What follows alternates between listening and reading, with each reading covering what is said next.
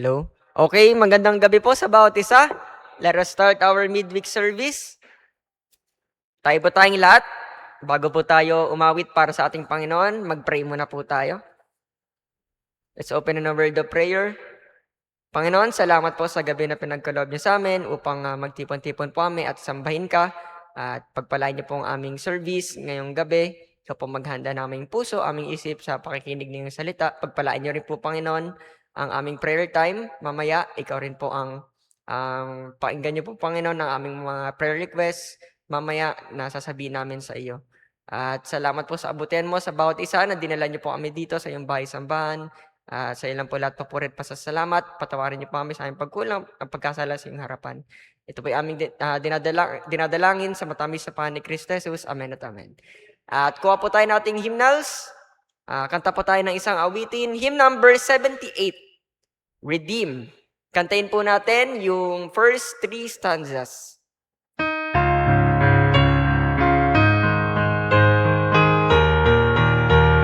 Redeem, how I love to proclaim it. On the first now, ready, sing. Redeem, how I love to proclaim it. Redeemed by the blood of the Lamb. Redeemed through His infinite mercy. His child and forever I am. Chorus, redeemed.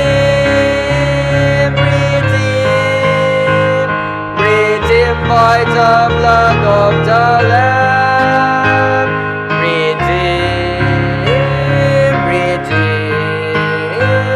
His child and forever I am. Second, redeemed and so happy in Jesus, no language my rapture can tell. I know that the light of His presence with me that continually dwell. All the redeemed chorus. Amen. Sing on. Redeemed, redeemed by the blood of the Lamb. Redeemed, His child and forever I am. On the third, I think of my blessed Redeemer. I think of Him all the day long. I sing for I cannot be silent. His love is the theme of my song. Chorus now. Redeemed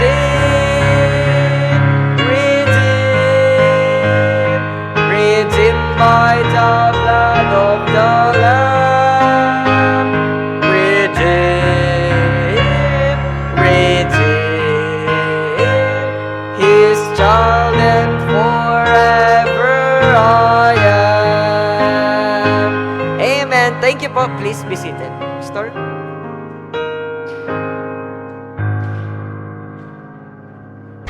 Amen. Good evening to everyone again. We thank the Lord for another day that we can pray for each other. Today is the last Wednesday ng August. Are you aware of that? Ang bilis po, no? So, burn na po. Burn na. So, nung isang Sabado, nakita na ni Josh si Jose Marichan dyan sa nagpakita na no? Na-advance But, praise the Lord! Nandirito pa tayo at you would like to share any blessings sa Panginoon? You would like to rejoice with you? Meron ba? Gaya, Sister Vicky, ayan. Inunahan ka, Sister Lala. Okay. Sister Vicky, any blessing from the Lord? Good evening po. Hindi, nagpasalamat lang po ako sa Panginoon dahil natuloy na po yung campus ministry namin nung Monday. Salamat sa Diyos at natuloy na po. Nakakatuwa, Panginoon, dahil yung tanggap sa amin ng mga teachers na pinunta namin dito sa Maceda ay talaga pong pinaramdam nilang welcome po kami sa kanila. At saka yung response po ng mga bata, although nag-assist po ako kay Sir Aldi at kay Sir Ivan, Maganda po yung mga ano ng bata. Tsaka talagang purihin po ang Panginoon, talaga po yung spirit ng Panginoon nandun sa araw na yun na nagsimula ng campus ministry. So praise God po. Amen. Natuloy din pagkatapos ng mga habagat na yan. Ano? Wow, I saw the pictures. So, amen for the campus team. Salamat sa Panginoon. Tuloy-tuloy na yan. Meron pa ba? Sister Lala. Okay. Sige po. Good evening, church. Blessing talaga kanina na maaga ako nakapunta dito. Blessing kasi ang anak ko nag-book sa akin. Ang hirap pag ako nag-book, ako nalilate. Mga 3 minutes, nandito na kaagad yung grabs dun sa bahay. Blessing, nakapag-share pa rin ng Gospel of Salvation at tinanggap niya si Jesus Christ. Pero ang tinanong ko sa kanya, anong religion yun? May word siya na sinabi na Christian daw siya. Pero ano pong klaseng Christian? Sa CCF po ba? Sabi niya, ay hindi, Catholic. Bumalik siya sa Catholic. So, nung sinabi niya yun, nag-share na ako ng Gospel of Salvation. I was glad na kahit medyo may ano siya may konting doubt, yung mga verses of the Bible, which is the John 3:16 at saka yung John 14:6, na ano niya, na enlighten. I hope it's between God and him na lang kung talagang tinanggap niya si Hesus Kristo.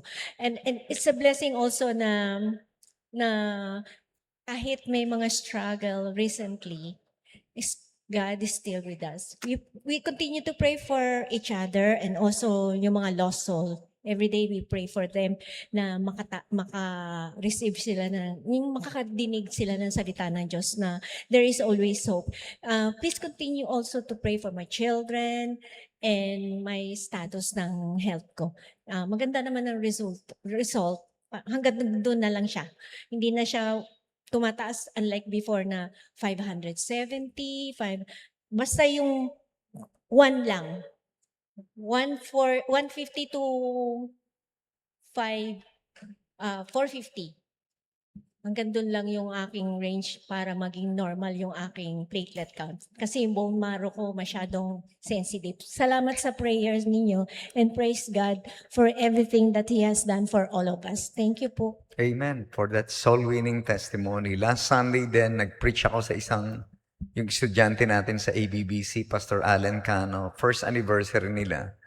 First time kong naka-attend ng church anniversary na ginawa sa Chowking. So, ang galing. So, may mga bisita. I believe na may tumanggap sa Panginoon at it's a good thing na nagpapatuloy sila. First year anniversary nila. Nakakatuwa po at mai-encourage ka. Yung mga ganun nag-uumpisa. I remember nung nag-umpisa rin kami na ganun talaga. So, challenge ko sila. Salamat sa Panginoon at bagong dinedicate ko nga pala yung motor ni Pastor Allen Cano. Binigyan siya ng church niya ng bagong motor. Nasira kasi yung motor niya. No? So, blessing. No? Parang may isang member din na magkakamotor ngayon. No? So, nakakatuwa po yung church ni Pastor Allen Cano. Estudyante po siya ng Asia Baptist Bible College. So, I praise the Lord na nakapag-preach tayo doon at na-encourage yung mga members. Sige po. Many more, we would like to hear from you. Ayan, Sister Lara. Ano pong blessing mo, Sister Lara? Good evening po. Ako po yung nagpupuri at nagpapasalamat sa Panginoon sa isang pribilehiyo po talaga na mapaglingkuran siya at pasasalamat din po talaga na natuloy na po itong ating campus ministry na habang nadoon po kami sa Maseda ay talagang maluluha na lang po kayo sa kabutihan ng Panginoon na kumbaga ito na yung mga soul ilalatag mo na lang yung lambat. Parang ganun po yung dating sa akin. Na, Panginoon, parang sino ba tayo para gamitin niya? Ganun po yung feeling Talagang napakalaking pribilehiyo na nagagamit po ang ating buhay. At isa rin pong pagpapala at encouragement na makita po ang mga kapatiran na talagang nasa edad, alam niyo po yun, na nagpapatuloy. Kumbaga po ay sa mga batang mananampalataya ay napakalaking encouragement po na sila'y nakikitang joyful po na nagpapagamit at nagpapatuloy. Hindi po yung makikitaan na nahihirapan sila o ayaw nila ng ginagawa. Hindi po ganoon. Kundi talagang joyfully ay iniaalay nila sa Panginoon ang kanilang paglilingkod at ang kanilang buhay.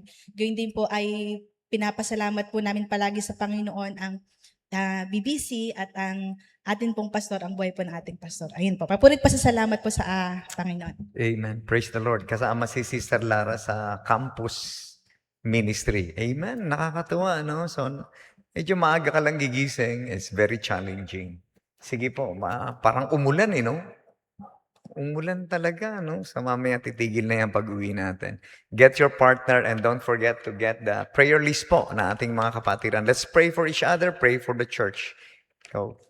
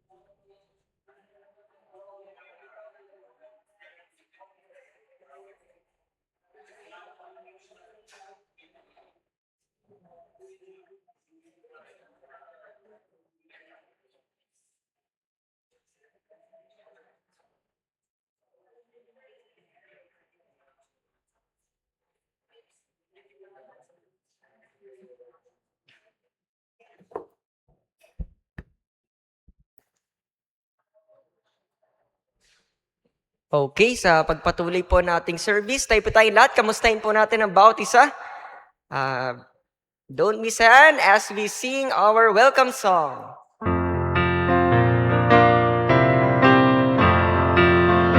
There's a welcome here, a welcome here. There's a Christian welcome here. There's a welcome here. There's a welcome here. There's a Christian welcome here. 1 John, beloved, let us love one another, love one another. For love is of God, and everyone that loveth is born of God, and knoweth God. He that loveth not, knoweth not God, for God is love. God is love, beloved. Let us love one another. 1 John 4:7 and 8. Okay. Ayan, sige po, pang masaya po ang bawat isa. Please remain standing. Kanta pa po tayo ulit ng isang awitin, hymn number 204. To God be the glory.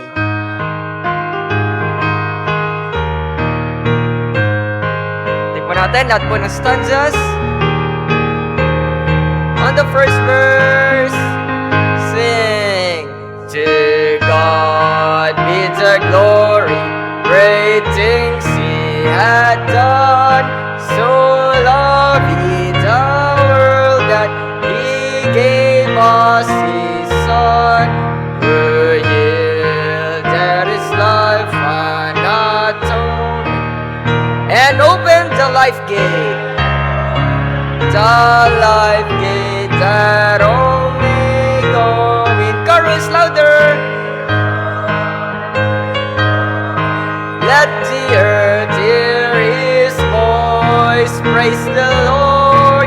Praise the Lord. Let the people rejoice.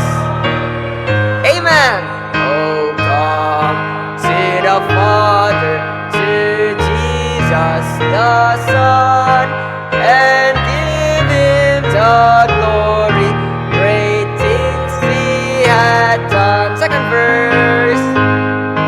Oh, perfect redemption, the purchase of blood, to every believer, the promise of God.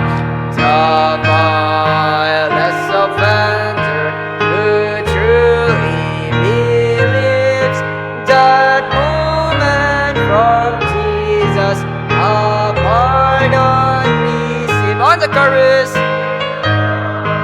Praise the Lord, let the earth hear His voice. Praise the Lord, let the people rejoice. Oh, come to the Father, to Jesus the Son, and give Him the glory. Great things He had done. On the last. Great things He had taught us, great things He had done, and great our rejoicing through Jesus the Son.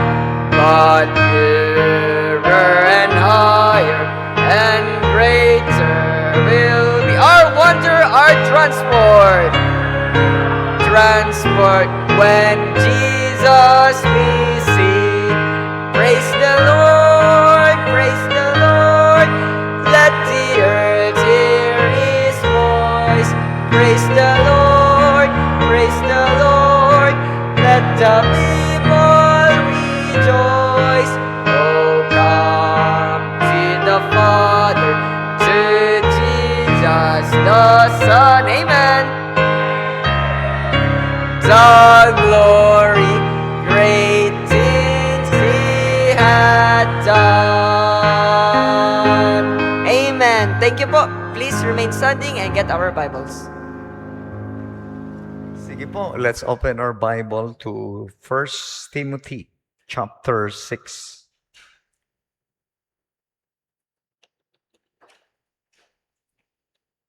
First Timothy chapter 6, verse 10. Sabi ng Bible, "For the love of money is the root of all evil, which while some coveted after, they have erred from the faith and pierced themselves through with many sorrows." Lord, we thank you for the reading of your word. We thank you, Lord, for listening to our prayers. Thank you, Lord, for the praises report that we have heard. Truly, you answer prayers. Thank you, Lord, for the assurance that if we can call to you, you're going to show us great and mighty things. There are no impossibilities with God. Only if you believe Him. Lord, as we have your word, may you guide us. Let the Holy Spirit illumine our understanding. Bless us, O God, with your holy word. Cleanse us from all our sins. In Jesus' name we pray. Amen. You may be seated. Thank you very much. We're going to talk about money. Who wants money this evening? Gusto niyo ng pera? Oo, talaga naman. Sino ba naman ayaw ng pera? Di ba? So, sabi nila, buti pa ang pera may tao. Pero ang tao walang pera. Pero yung bagong bills natin yun, hindi na mga tao, no?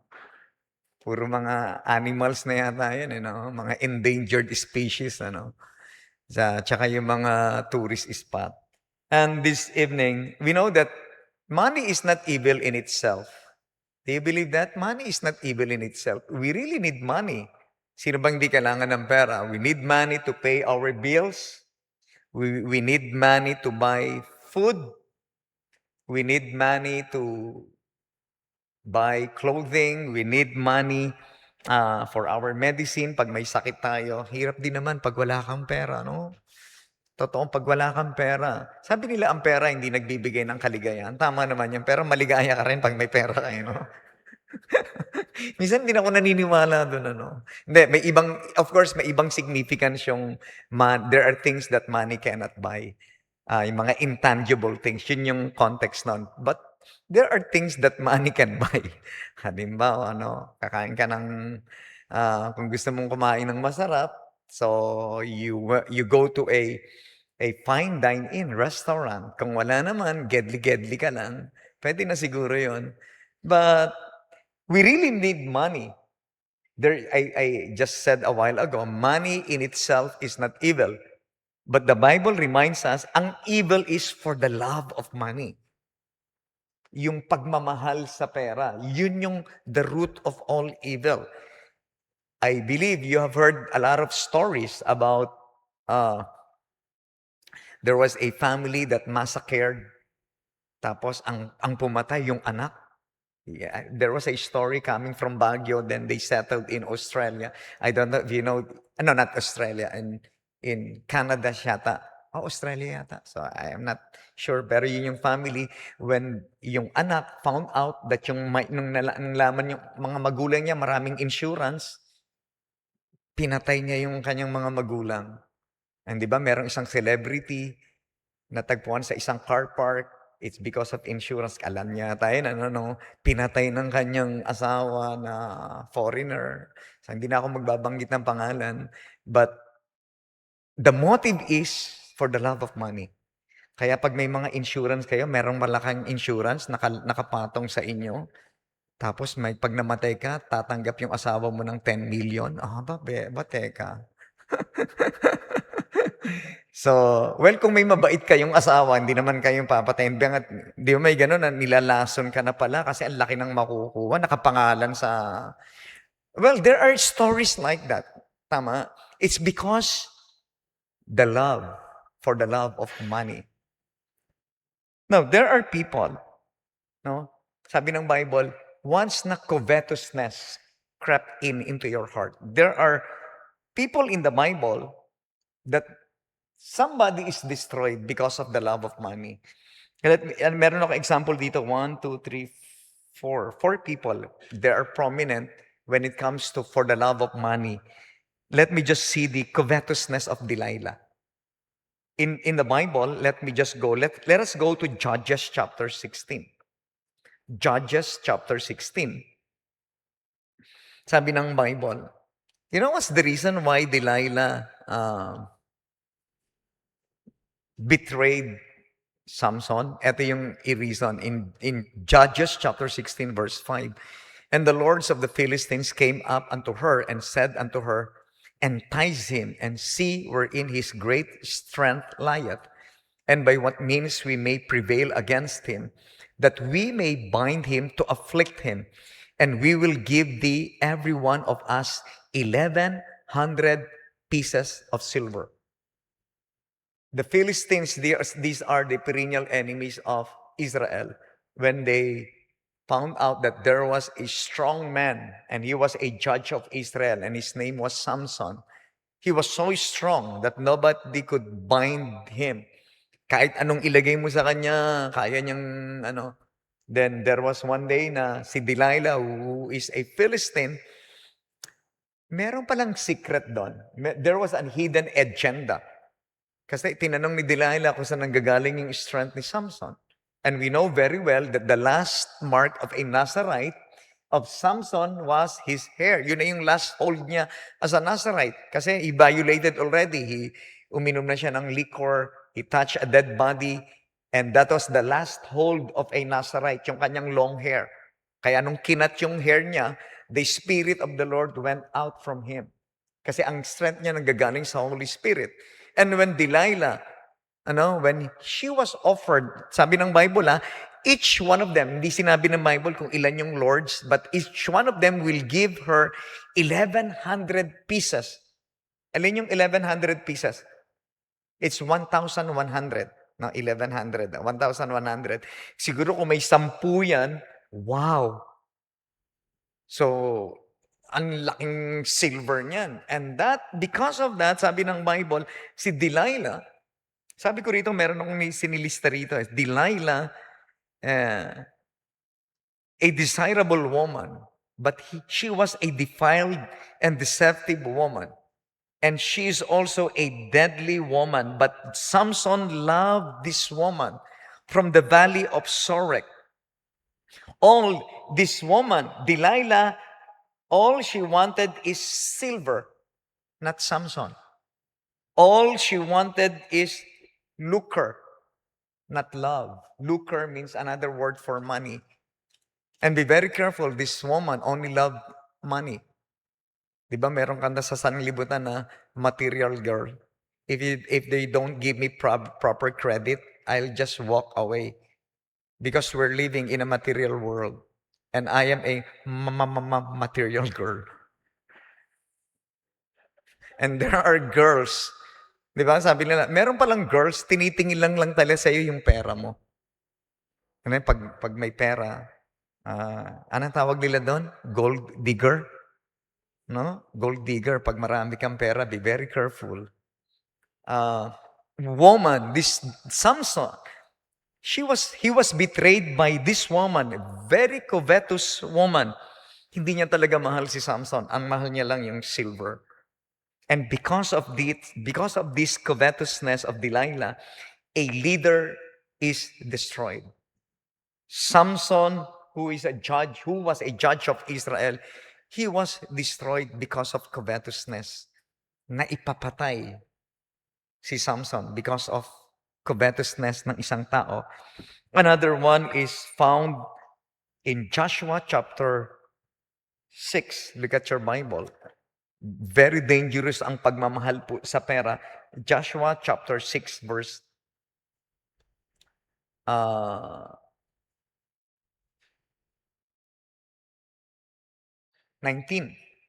Sabi ng Bible, but the silver and gold and vessels of brass and iron are consecrated unto the Lord. They shall come into the treasury. This is the story of Joshua. Sabi ng Bible, when Israel conquered Jericho, Sabi ng Bible, sabi ni Joshua, all of the silver, lahat pupunta sa treasury. Lahat ng makukuha nila. But in Joshua chapter 7, look at that. Follow me, sabi ng Bible. But the children of Israel in verse 1 committed a trespass in the accursed thing. For Achan, the son of Carmi, the son of Sabdi, the son of Zerah of the tribe of Judah, took of the accursed thing, and the anger of the Lord was kindled against the children of Israel. You know the story of Achan. After the Battle of Jericho, the walls of Jericho, they battled against Ai. And Ai was a small city. Alam natin ang istorya, natalo sila diyan. And they found out that there was an accursed person.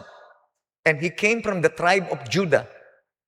Alam niyo, masyadong particular ang Bible sa mga tribe. Why? Bakit nilagay ng Bible galing what tribe came si Achan? Sabi ng Bible, he came from the tribe of Judah. Bakit palaging ganyan? Pag pinag-aralan niyo rin sa Bible, yung sa Nehemiah when he was building the wall, alam niyo sino nag-complain doon? The children of Judah. Ang gagaling niya, palaging Judah. Why? Pag pinag-aralan niyo kasi, during ng pag-alis ng Israel from Egypt, ang tribe na nauunang sa kanilang paglalakad, it's the tribe of Judah. Why? Hindi tribe of Levi. Ang tribe of Levi, mga tribe na mga priest. Pero hindi sila ang una sa journey. Ang nauuna sa journey is the tribe of Judah. You know why? Kasi Judah means praise. Sila palagi ang nauuna. Ibig sabihin, in everything that you do, it is always praise first. You praise the Lord first. Sila talaga yung ano tawag doon? Yung kumbaga sa what do you call that? Frontliners. Yun, tama. That's the right word. Frontliners. Parang sa church. Sa church, dapat ang mga frontliners, alam niyo sino ang frontliners sa church? It should be the staff. Ang staff ng Santa Mesa, sila ang frontliners. Whether you like it or not. Frontliners. Kasi naman, ang mga staff ng Santa Mesa, pag may big event, sila yung gumagawa dyan. Ang sisipag po niyan. Saludo po ako sa mga staff ng Santa Mesa. Sobrang sisipag niyan. Kung lalaban ako sa gera, yan ang isasama ko. Sila yung papauna ko. And I'm just kidding. I'm just kidding. Napakasipag po ng mga yan. Okay? Ngayon, pag sila ang nagkumuha ng mga silver and gold, susumpain tayo rito. No? What I mean is, Achan came from the tribe of Judah. Nasira yung pangalan ng Judah. That's why the Lord cursed them. Natalo sila sa Ai. Then they found out, sabi ng Bible, eto yun. In verses 20 and 21 ng Joshua chapter 7, look at that. And Achan answered Joshua and said, Indeed, I have sinned against the Lord, the God of Israel, and thus have I done. Verse 21, when I saw among the spoils of a goodly Babylonian garment and 200 shekels of silver and wedge of gold of 50 shekels weight, then I coveted them and took them, and behold, they are hid in the earth and in the midst of my tent, and the silver under it. When they were conquering Ai, what happened to Achan? When he saw this Babylonian garment, siguro ang ganda, no? Fashionable, nakita niya yung silver and gold. Kuminang yung mata niya. Yung mata niya naging silver and gold. And he saw it. And then sabi ng Bible, and he coveted that. The word covet pala, ibig sabihin is to earnestly sought after. Sa Tagalog, pinagnasahan. Yan yung word na covet. Pinagnasahan mo. Ibig sabihin, nung nakita niya, it's the last of the eyes na nakita niya yung gold and silver. You know, pag mayroon akong kaibigan or a member is going to work in a bank, di ba yung sino mga nagtatrabaho sa bangko rito?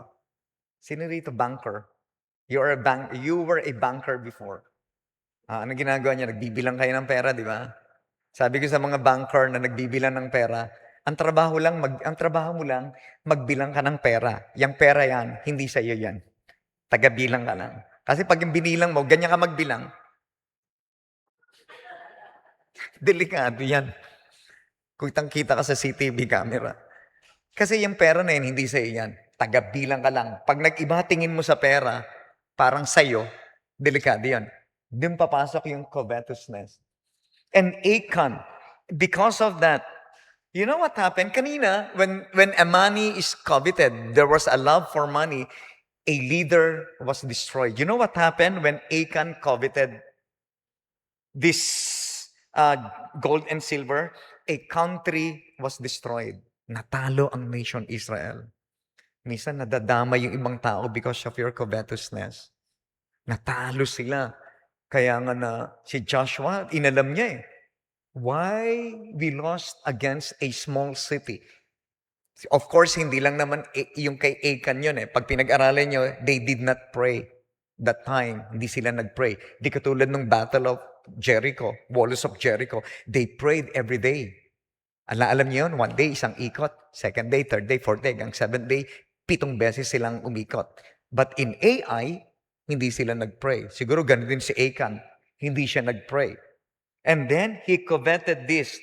The covetousness of Achan led to destruction of a country. Another one, in Acts chapter 5, open your Bible, another story about for the love of money. Acts chapter 5, look at verse 1, basahin natin, pababa. But a certain man named Ananias, with Sapphira his wife, sold a possession and kept back part of the price, his wife also being privy to it. Pag sabing privy, yung private, and brought a certain part and laid it at the apostles' feet. May mag-asawa, they talk to each other, nakapagbenta sila ng land because there was a contribution during that time. And that land, ibibigay nila sa Panginoon yon. And when nagkaroon sila, nabenta nila yung lupa, you know what happened to this mag-asawa? Ananias and Sapphira. Talaga, Sapphira talaga no? Sapphira talaga, no? Kinuha nila yung portion.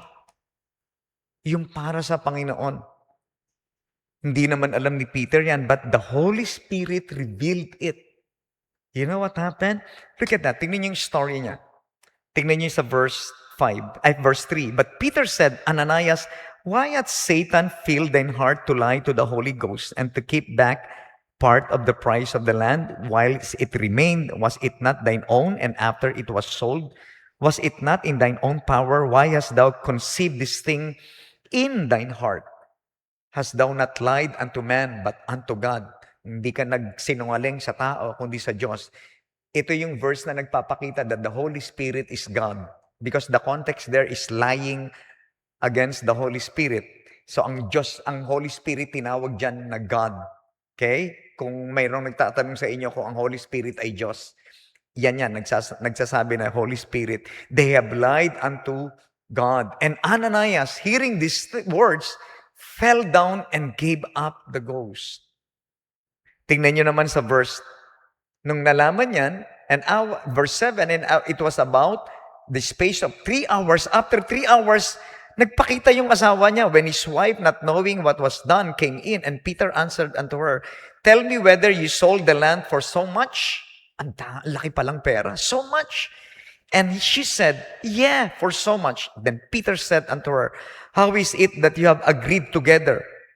There was a connivance. Nag-usap silang mag-asawa. They tempt the Spirit of the Lord. Behold, the feet of them which have buried thy husband are at the door, and shall carry thee out. Verse 10, then she fell down straightway. The covetousness of Ananias and Sapphira, they kept back and they lied. Alam niyo, ang kakambal palagi nila, sabi nila, ang kakambal ng magnanakaw, sinungaling. Ay, sabi ng Bible, ano? Tama pala yun, no? Ang kakambal ng magnanakaw, sinungaling. Kaya mga sinungaling, magnanakaw yan. Okay? Di ba? Hindi po ako ang kumain ng lechon, pero yung buntot ng lechon nasa kanya. Sinungaling. No? Alam nyo, very careful. You know what happened to this couple? When there was a covetousness for the love of money, kanina, a leader is destroyed. A nation is destroyed. At this time, a couple is destroyed. Mag-asawa. Alam niyo paano nangyari sa kanila? When Peter rebuked them, bumagsak lang automatic si Ananias. Ganun lang, kausap siguro, ganito, this is the scenario. Hey, Ananias, ninakaw mo yung para sa Panginoon. You know, when Ananias, hindi nakapagsalita si Ananias. Bagsak. Pumasok si asawa. Ninakaw niyo, di ba? Ang dami niyo na pagbentahan. You promised to give it to the Lord. Hindi pa rin nakakapagsalita si Sapira. Bagsak din. Di kaya gawin kaya natin sa time natin ngayon yan, ano? Bawat pasok ng member, nag-tights ka ba? Lahat ng hindi nag-tights, no? Babagsak na lang. Malamang, St. Peter, marami pong nakabagsak dito. Well, hindi, nag-i-exaggerate lang ako. But for the love of money, buti na lang in our time, the Lord is very gracious. Okay? Pero hindi nyo rin pwedeng dayain ng Diyos. Okay? You can never fool God. Kaya nga kayong mag-asawa, pag meron kayong talagang mahal, you promise that we are going to give this to mission once we get our bonus. Di ba? Pinangako mo kay Lord na ibibigay natin yung kalahati. Pag nag-isip pa yan, hindi, bigay na natin sa Panginoon. Baka this is what happened to Ananias and Sapphira. I believe talagang kinuha sila ng Panginoon. Kasi sinabi ng Bible, and they have lied. Malakas pa sila. Ha?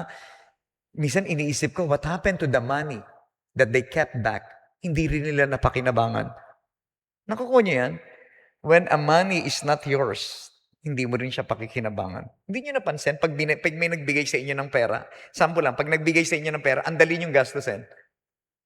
Kunyari, binigyan ng kapatid mo, di ba, gana sa abroad, okay, yan, $500. Ang dalis gastusin. But when you work for your own, for your own money, ang hirap yata ang gastusin, di ba? Chinachani mo yung pera mo, di ba? Okay. Parang yung mga anak natin, mga anak natin, di ba? When we give them baon, ang bilis nilang gumastos. But when they learn to work for themselves, ang hirap mag-release ng mga pera yan. Kasi di ba, naranasan nila ng kumita ng pera.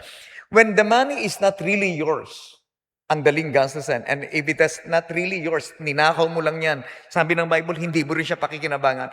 Achan, hindi niya rin pinakinabangan yung kanyang kinuha. Alam niyo, ginawa ng Bible, pinatay yun, buong family ni Achan.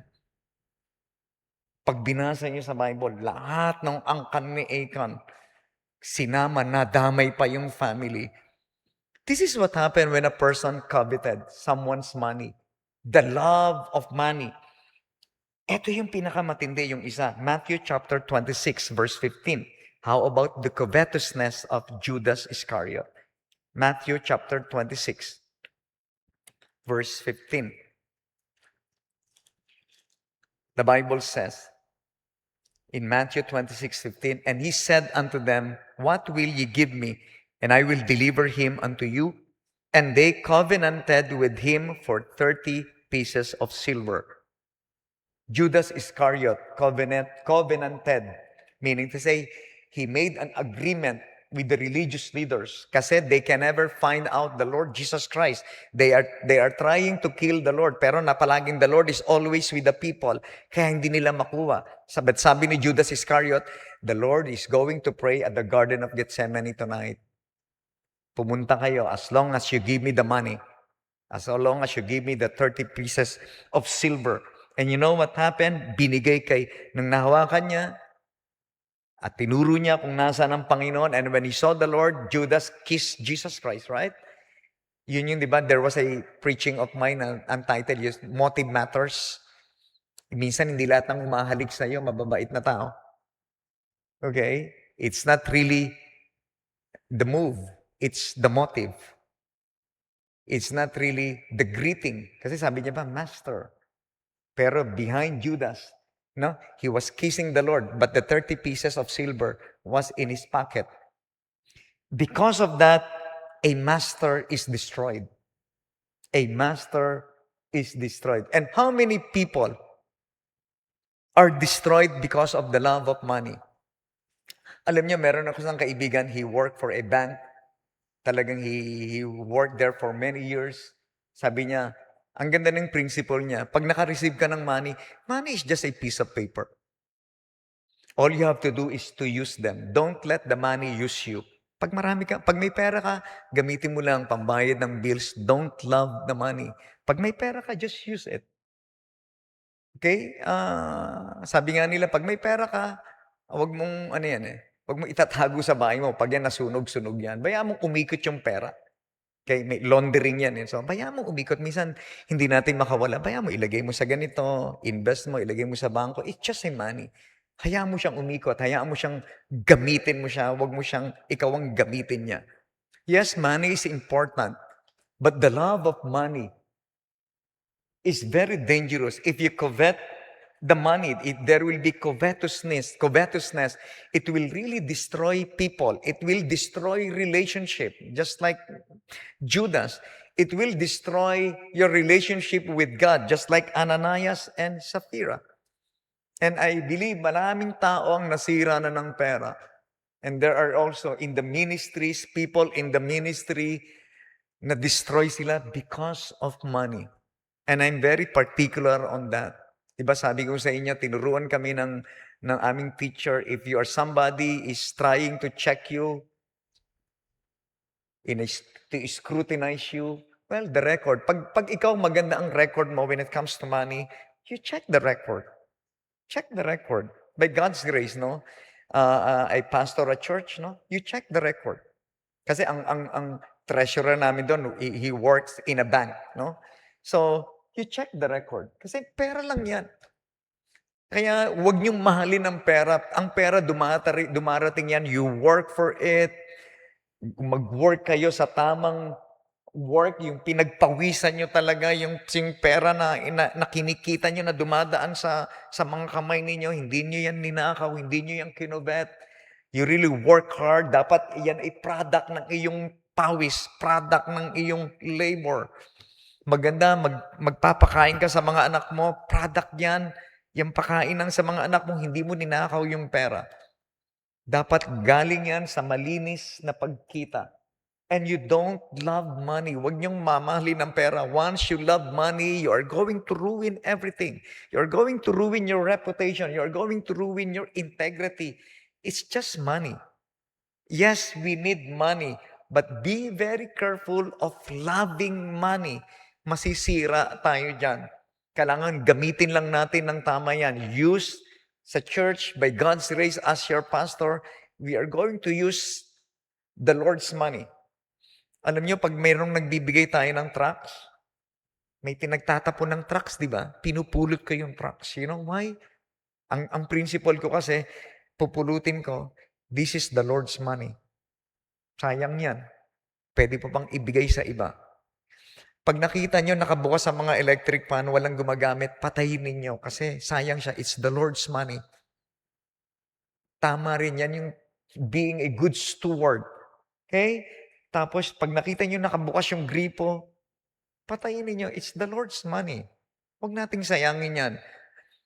Ang pera, gamitin natin sa tama. Huwag nating mahalin. If the Lord bless us, we promise the Lord, Lord, I pray, bigyan mo ako ng work. Pag binigyan mo ako ng work, I'm going to give my tithes and offering. Pag sinabi nyo yan, ibigay nyo yan sa Panginoon. Kasi the Lord's money yan. Tithes is the Lord. Pag meron kang ipinangako sa Panginoon, and I thank the Lord, some young people, meron ako narinig, Lord, pag ako nagkaroon ng trabaho, yung unang sahod ko, bibigay ko sa iyo. Wala namang ganyan inuutos ng Bible or what.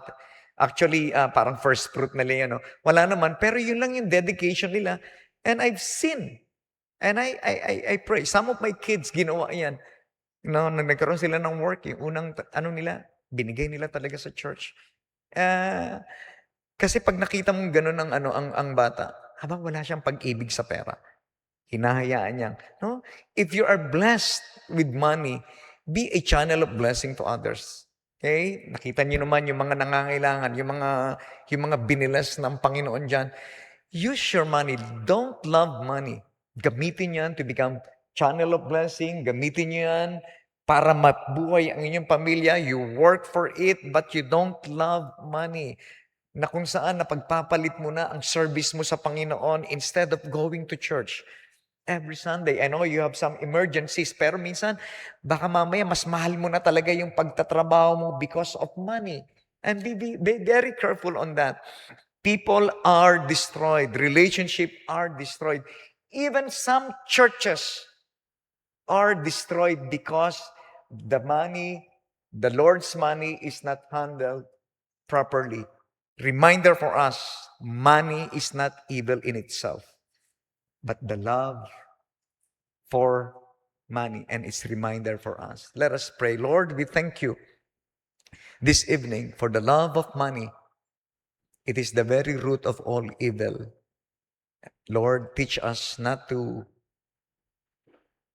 be entrapped in this temptation. And we have seen from the lives of other people, and even in the Bible, there are people that are destroyed for loving money. And Lord, it's a reminder for us that money, we use this for to buy something for our need, but to love it is another story. I-bless mo kami, Panginoon, na hindi kami magmahal ng salapi.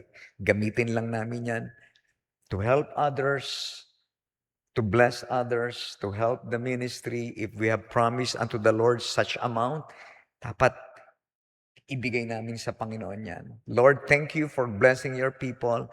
And I believe also if you bless the right person with the right heart, sigurado gagamitin niya rin ng tama ang salapi na yan. Lord, continue to bless our church.